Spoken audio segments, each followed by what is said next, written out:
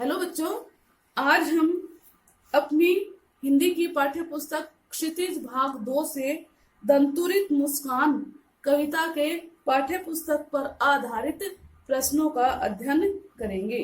तो बच्चों, पहला प्रश्न समझाती हूँ आपको। पहला प्रश्न है, बच्चे की दंतुरित मुस्कान का कवि के मन पर क्या प्रभाव पड़ा? क्या प्रभाव पड़ा बच्चों कवि के मन पर? कवि का मन बच्चे की मुस्कान को देखकर बड़ा ही प्रभावित हो जाता है। कवि कहता है कि बच्चे की जो दंतुरित मुस्कान है वह मुझे बड़ी ही सुंदर लगती है, बड़ी ही प्रभावशाली लगती है। जो कवि है विदेश से लौटा है, उसने जो है संन्यास ले लिया था, लेकिन बच्चे की सुंदरता से इतना प्रभावित हो जाता है कि वह गृहस्थ में दोबारा से लौट आता है, संन्यास को त्याग देता है। अतः हम देखते हैं कि बच्चे की छोटे छोटे दांतों वाली मुस्कुराहट है, उसका कवि के मन पर अत्यधिक प्रभाव पड़ता है। प्रश्न नंबर 1 कंप्लीट हो गया बच्चों। अब है हमारा प्रश्न नंबर 2। बच्चे की मुस्कान और एक बड़े व्यक्ति की मुस्कान में क्या अंतर होता है? बच्चों, आप लोगों ने देखा है कि जो बड़े व्यक्ति हैं वो कई बार बात पे बेबात पे बिना मतलब के भी हंसते रहते हैं, बनावटी हंसी भी हंसते रहते हैं, लेकिन बच्चों में ऐसा नहीं है। बच्चे तो एक जो है बड़ी ही सुंदर सी मुस्कुराहट देते हैं, बड़ी ही प्राकृतिक मुस्कान बच्चों के मुंह पर आती है। तो हम क्या कह सकते हैं इसमें कि बच्चे की मुस्कान में कोई छल प्रपंच दिखावा कपट नहीं होता, वह बड़ी ही प्राकृतिक होती है, वह बड़ी ही सुंदर होती है। लेकिन एक बड़ा व्यक्ति कई बार झूठी मुस्कुराहट भी अपने चेहरे पर ले आता है। उसकी मुस्कान में धोखा हो सकता है, कपट हो सकता है, छल हो सकता है और कोई उसका स्वार्थ भी हो सकता है। इसलिए हम कह सकते हैं कि बच्चे की मुस्कान और एक बड़े व्यक्ति की मुस्कान में अत्यधिक अंतर है। ठीक है, अभी हमारा है प्रश्न नंबर 3। कवि ने बच्चे की मुस्कान के सौंदर्य को किन किन बिंबों के माध्यम से व्यक्त किया है? बच्चों, हमने कविता में पढ़ा है कवि ने अनेक बिंब प्रकट किए हैं बच्चे की मुस्कान को प्रकट करने के लिए, बच्चे की मुस्कान की सुंदरता को दिखाने के लिए। तो इसमें सबसे पहला है, कवि ने पहला बिंब लिया है कमल का। कवि को जो बच्चा है वो ऐसा लगता है जैसे उसकी झोपड़ी में कमल के फूल आकर खिल गए हों। ये तो हो गया हमारा पहला बिंब कमल। अभी दूसरा है बिंब, कवि ने दूसरा बिंब लिया है कठोर पत्थर।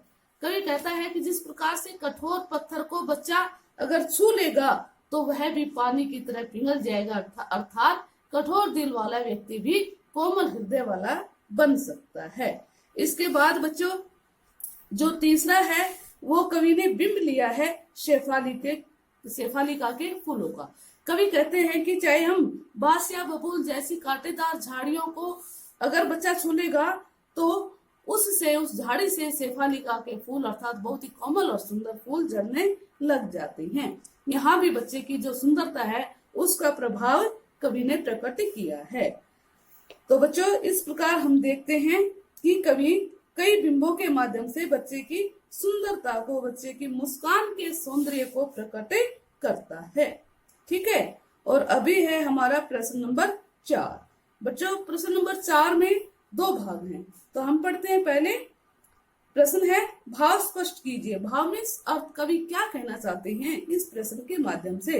तो इसका क्या भाग है? वह है, छोड़कर तालाब मेरी झोपड़ी में खिल रहे जलजात। बच्चों, इस पंक्ति के माध्यम से कवि ने क्या कहना चाहा है?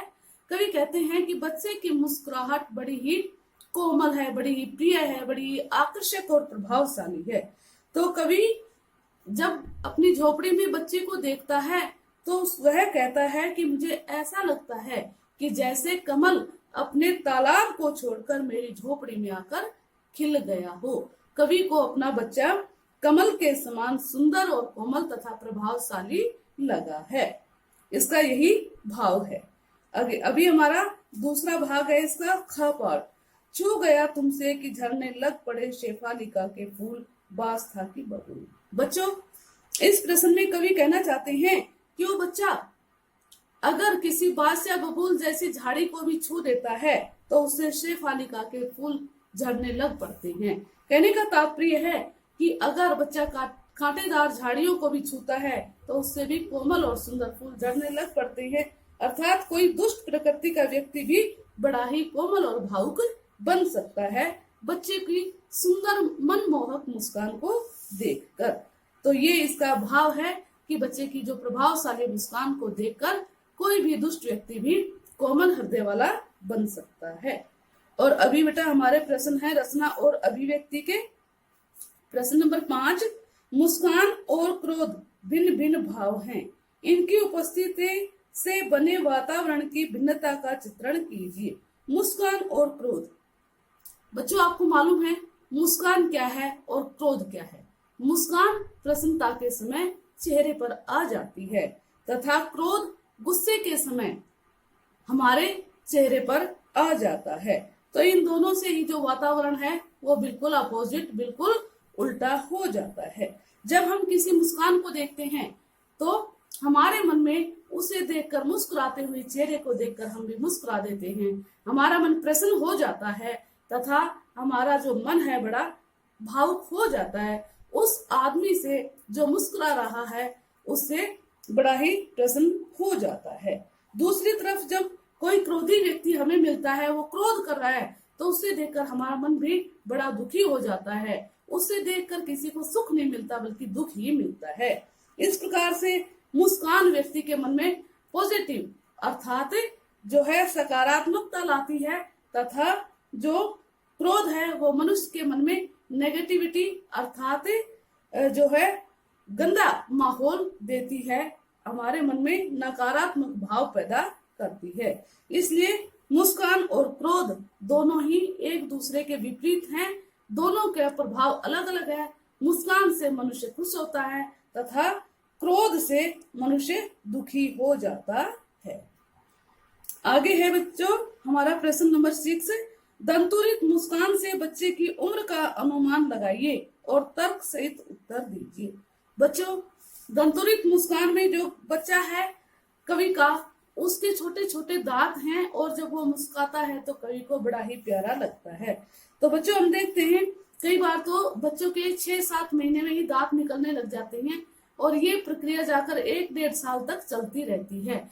तो बच्चा 6-7 महीने से लेकर 1-1.5 साल तक की आयु के बीच का होगा कि साल के बीच का होगा, 6-7 महीने से 1-1.5 साल तक के बीच का होगा।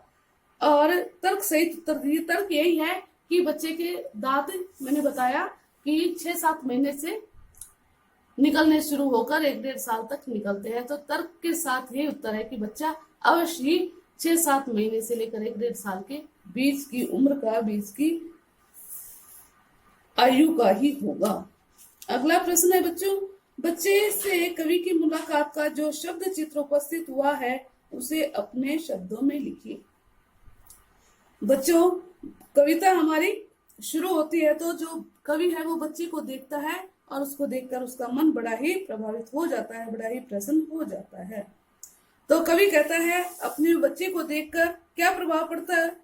शब्द चित्र क्या होता है, शब्दों के माध्यम से जब कोई चित्र सा हमारे सामने उभर कर आ जाता है तो उसे ही शब्द चित्र कहा जाता है। तो बच्चों जो कवि है वो बच्चों की छोटे छोटे दांतों वाली मुस्कान को देखकर बड़ा ही प्रसन्न हो जाता है। ऐसा लगता है कवि को कि जैसे बच्चे की जो मुस्कान है वह जीवन का संदेश दे रही है, वह किसी मृत व्यक्ति में भी जान डाल सकती है। बच्चे का धूल मिट्टी से सना हुआ शरीर कवि को एक कमल की भांति प्रतीत होता है, वह उससे बड़ा ही प्रसन्न हो जाता है और कवि को लगता है कि बच्चे की जो मुस्कान है, बच्चे का जो कोमल शरीर है, उसको अगर कोई कठोर दिल वाला व्यक्ति भी छू लेगा तो वह भी पानी की तरह पिघल जाएगा, अर्थात उसका मन भी बड़ा ही जो है कोमल हो जाएगा। इसके बाद बच्चों कवि बताते हैं कि जब बच्चे को कोई छू लेता है, बांस हो या बबूल, चाहे बांस या बबूल जैसे कांटे झाड़ियां हैं वो भी बच्चे को छू लेती है तो उससे भी बड़े ही सुंदर और कोमल फूल झड़ने लग जाते हैं। बच्चों इस प्रकार से जो कवि है वो बच्चे की सुंदरता को देखकर बड़ा प्रभावित होते हैं। बच्चे की माँ को भी धन्यवाद देते हैं कि उसने बड़े ही अच्छे ढंग से उसका लालन पालन किया है, बच्चे को पाला पोसा है। और इसके साथ कवि अंत में कहते हैं कि बच्चे का जो सुंदर शरीर है उसको देखकर उसका मन बड़ा ही प्रभावशाली हो जाता है। बच्चे का जो सौंदर्य है उससे कवि बड़ा ही प्रभावित हो जाता है। तो बच्चों ये हो गया हमारा प्रश्न नंबर 7। और अब हैं हमारी फसल कविता के प्रश्न।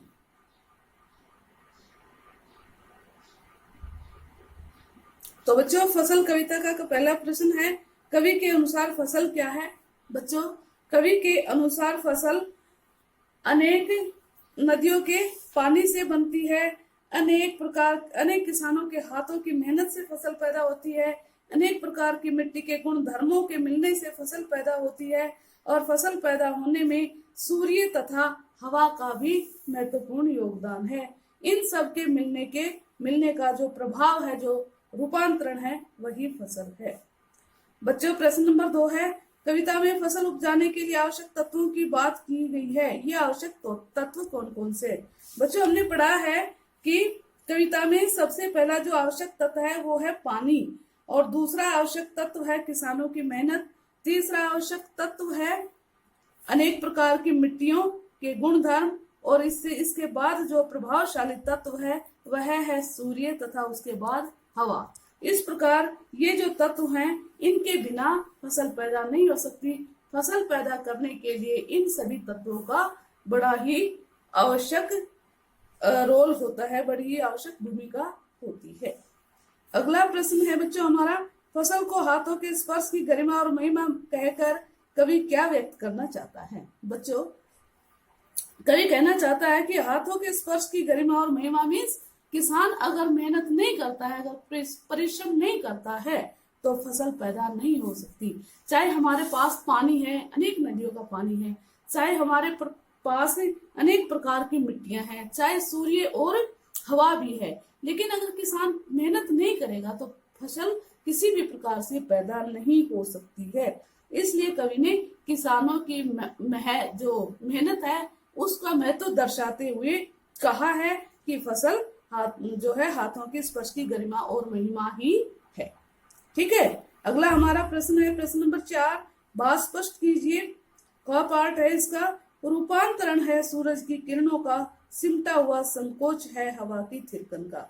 बच्चों इन पंक्तियों में कवि कहना चाहते हैं कि जो फसल है वह सूरज के प्रभाव से पैदा होती है। सूर्य की किरणें जब फसल के ऊपर पड़ती हैं तो वह उसका जो क्लोरोफिल नामक तत्व है वह खाना बनाने का काम करता है, और उसी से फसल है वो आगे बढ़ती पलती है। और जो हवा होती है, हवा का भी बड़ा ही महत्वपूर्ण योगदान है फसल को पैदा करने के लिए। अगर हवा नहीं हो तो फसल भी पैदा नहीं होती है। जब हवा चलती है तो लहराती हुई फसल बड़ी ही प्रिय लगती है। इसलिए बच्चों कवि का कहने का तात्पर्य यह है कि सूर्य और हवा का फसल पैदा होने में महत्वपूर्ण योगदान है। अभी हम प्रश्न पढ़ते हैं रचना और अभिव्यक्ति के। 5वां प्रश्न है बेटा, कवि ने फसल को हजार हजार खेतों की मिट्टी का गुणधर्म कहा है।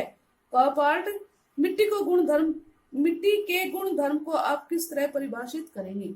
बच्चों मिट्टी के गुणधर्म को हम कैसे परिभाषित करेंगे? मिट्टी अनेक प्रकार की होती है, दोमट मिट्टी होती है, काली मिट्टी होती है, संदली मिट्टी होती है, इसी प्रकार से जो है बलुआ मिट्टी होती है। तो अनेक प्रकार की मिट्टियों के जो गुण और धर्म हैं, उनके जो तत्व हैं वो भी अलग अलग होती हैं, और हर प्रकार की मिट्टी में अलग प्रकार की ही फसल हो सकती है। एक प्रकार की मिट्टी में सारी फसलें नहीं हो सकती, या सारी फसलों को हम एक प्रकार की मिट्टी में पैदा नहीं कर सकते। इसलिए कवि ने कहा है कि अनेक प्रकार की मिट्टियों के गुणों से मिलकर ही हम अनेक प्रकार की फसलें पैदा कर सकते हैं। ठीक है, अभी है हमारा प्रश्न नंबर 5वें का ख पार्ट, वर्तमान जीवन शैली मिट्टी के गुण धर्म को किस प्रकार प्रभावित करती है? बच्चों आज रोजमर्रा के जीवन में हम देख रहे हैं कि आज की जो जीवन शैली है वो मिट्टी को अत्यधिक प्रभावित करती है। बच्चों सबसे पहले तो मिट्टी का जो है प्रदूषण किया जाता है, मिट्टी को प्रदूषित किया जाता है। मिट्टी में हम अनेक प्रकार का कचरा डाल देते हैं, जैसे प्लास्टिक है, प्लास्टिक की थैलियां हैं, प्लास्टिक की और भी कई जो चीजें हैं वो डाल देते हैं जो मिट्टी के गुणों को खत्म कर देती है, जो मिट्टी की उर्वरा शक्ति को कम कर देते हैं। इसी प्रकार से मिट्टी में जो कारखानों से निकलने वाला पानी है उसको डालते हैं, उससे उसको फसल में डालते हैं, तो उससे भी मिट्टी की जो उर्वरा शक्ति है वो खत्म होती है और फसल इसी प्रकार से पैदा नहीं हो सकती। इसी प्रकार से मिट्टी में हम अनेक प्रकार के जैविक खाद डालते हैं, अनेक प्रकार के, और अनेक प्रकार के जो है कीटनाशक डालते हैं, उनसे भी जो मिट्टी प्रभावित होती है और मिट्टी के जो गुण है वो कम हो जाते हैं। इसलिए वर्तमान जीवन शैली का मिट्टी के गुण धर्मों पर काफी प्रभाव पड़ रहा है। अगर हम इसी प्रकार से मिट्टी को प्रदूषित करते रहे तो आगे आने वाले समय में फसलें पैदा करना मुश्किल हो जाएगा। अतः हमें मिट्टी को प्रदूषित करने से बचाना चाहिए। अगला प्रश्न है हमारा, मिट्टी द्वारा अपना गुण धर्म छोड़ने की स्थिति में क्या किसी भी प्रकार के जीवन की कल्पना की जा सकती है? बच्चों बिल्कुल स्पष्ट है, अगर मिट्टी अपना गुण धर्म छोड़ देगी, अर्थात मिट्टी उपजाऊ नहीं रहेगी, उर्वरा नहीं रहेगी, तो कोई फसल, कोई वनस्पति, कोई फल, कोई फूल, किसी भी प्रकार की घास पत्तियां आदि पैदा नहीं होंगी। और अगर फसल ही नहीं होगी, पेड़ पौधे ही नहीं होंगे, तो न तो जीव जंतु होंगे और ना ही मनुष्य का अस्तित्व होगा। इस प्रकार मिट्टी अगर अपना गुण धर्म छोड़ देती है तो उस स्थिति में हम किसी भी प्रकार के जीवन की कल्पना नहीं कर सकते। ठीक है, और अभी है प्रश्न नंबर घ, मिट्टी के गुण धर्म को पोषित करने में हमारी क्या भूमिका हो सकती है? बच्चों, मिट्टी के गुण धर्मों को पोषित करने में हमारी बड़ी अहम भूमिका हो सकती है। हम मिट्टी को प्रदूषित होने से बचा सकते हैं, मिट्टी में प्लास्टिक वगैरह नहीं डालेंगे, हम मिट्टी में और जो तत्व है जो गलनशील नहीं है उनको नहीं डालेंगे, मिट्टी में किसी प्रकार का जो गंदा दूषित पानी है उसको नहीं जाने देंगे, मिट्टी में कोई भी जो है कीटनाशक दवाइयां और कीटनाशक छिड़काव नहीं करेंगे। इस प्रकार से हम अपनी जो मिट्टी है उसके गुण धर्मों को पोषित करने में अहम भूमिका निभा सकते हैं। तो ये हो गया बच्चों हमारा ये प्रश्न, इसका लास्ट प्रश्न फसल नामक कविता का। धन्यवाद।